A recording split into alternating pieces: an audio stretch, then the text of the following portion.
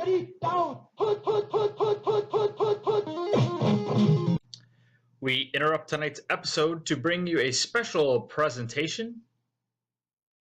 The movie is entitled When Nick Met Geo. It is a sob story, people. Get that box of tissues out, lay it on the counter, bundle up, get the fire going maybe. Let's hear about the story. Big Boy and Andre are the only other outcasts I know, said Al G after watching the premiere. Selena G said I can't keep my hands to myself after watching this episode. It is a sad story, but with a happy ending. We start with Nick, who is the youngest of three. He had two older brothers who were perfect. They always did what was right.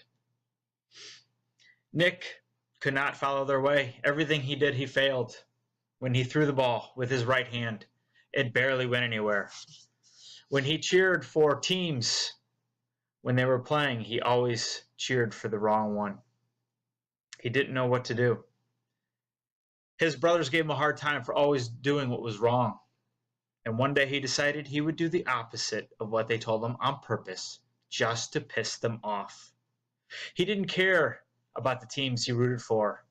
He didn't care which hand he threw with. It still went the same distance. All he wanted to do was piss his two older brothers off.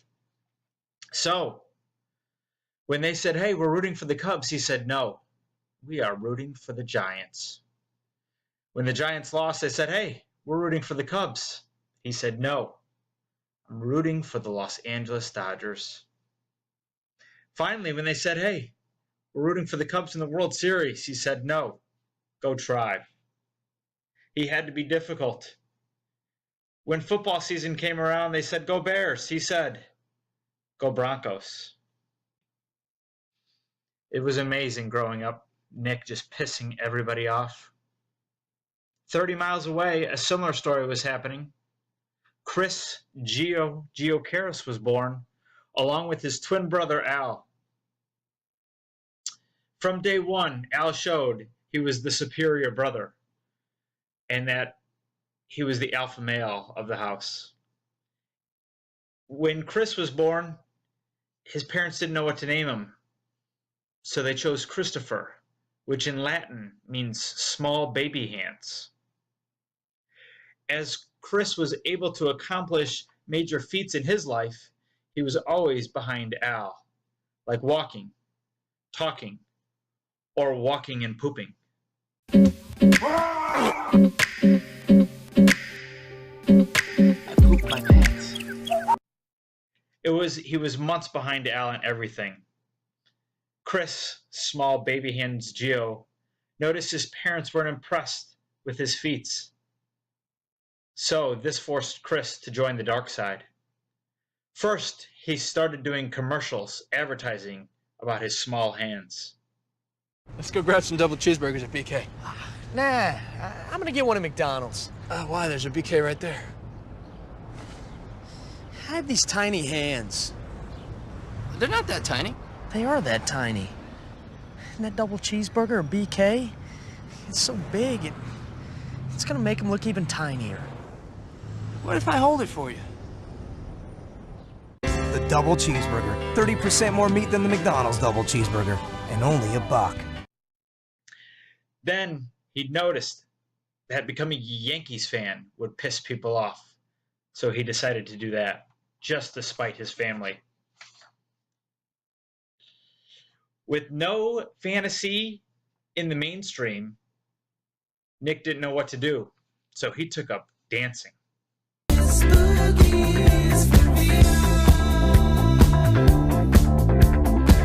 I used to put my faith in worship, but then my chance to get to heaven slim. Oh, I used to worry about the future, but then I threw my caution to the.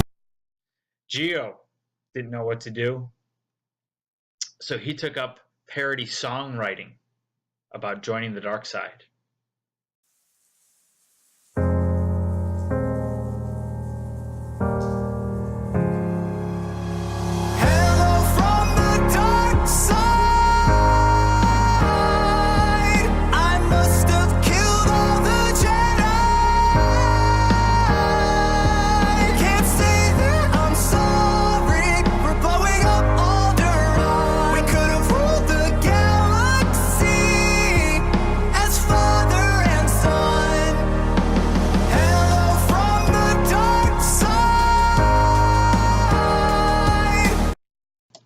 Fast forward 20 years when these two finally met.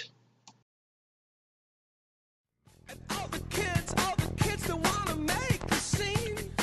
Hey. Hey. I'm Brian. I'm Dale. You have to call me Dragon. You have to call me Nighthawk.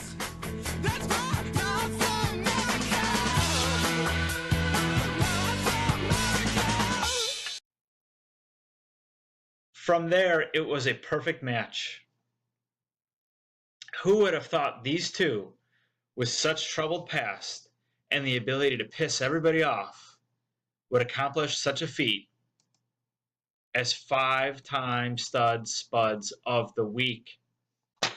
They win in confidence, they win in fantasy, and they survived. I gave them a run, people, but Los Angeles Rams couldn't get the win. That was the big game. That was a turning game. These guys are running away with everything. Somebody put a stop to them.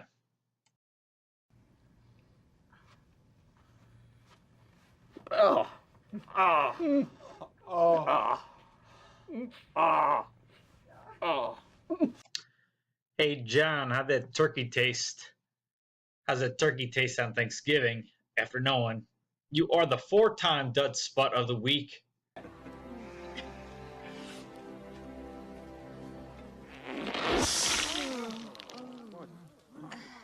at that.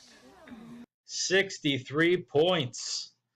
Hanging in the cellar there. 35 last week. Woo! Hope everything's all right. Here is how the playoffs look for our fantasy football league.